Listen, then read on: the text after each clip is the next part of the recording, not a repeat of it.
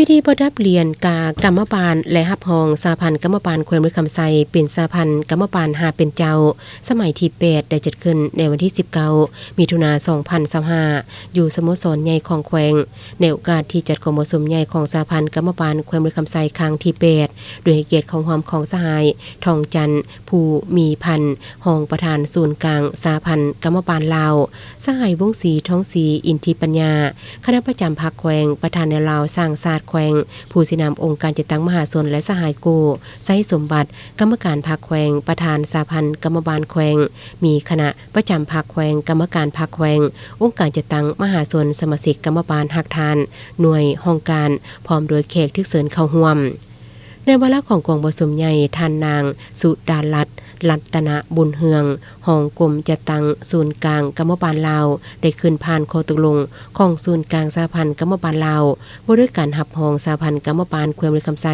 เป็นสหพันธ์กรรมบาล5เป็นเจ้าที่มีผลงานดีเด่นในการจัดตั้งปฏิบัติเนื่องในข้อแข่งขัน5เป็นเจ้าสมัยที่8ของสหพันธ์กรรมบาลลาวข้อตกลงของศูนย์กลางสหพันธ์กรรมบาลลาวว่าด้วยการประดับเรียนกาสูงสุดของสหพันธ์กรรมบาลลาวให้แก่17กรมกองที่มีผลงานดีเด่นในการจัดตั้งปฏิบัติข้อแข่งขัน5เป็นเจ้าแต่ปี2021 2024ของบรรดาหักฐานที่ขึ้นกับสหพันธ์กรรมบาลแขวงมือคำไซและข้อตกลงว่าด้วยการมอบปยยให้แก่กรมกองและบุคคลจำนวน 6,060 ท่านที่มีผลงานดีเด่นในการจัดตั้งปฏิบัติข้อแข่งขัน5เป็นเจ้าแต่ปี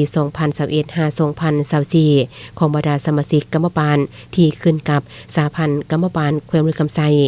ให้เกียรติขึ้นมอบทุงใส่และประดับเรียนกาโดยเมทานท้องจันทร์ภูมีพันธ์ห้องประธานศูนย์กลางสหพันธ์กรรมบาลลาวเช่นนั้นท่านยังได้ให้เกียรติลั่นของเก่าบาทพร้อมทางเปิดปลายการนับห้องสหพันธ์กรรมบาลแขวงมือคำไซเป็นสหพันธ์กรรมบาล5เป็นเจ้าสมัยที่8อย่างเป็นทางการ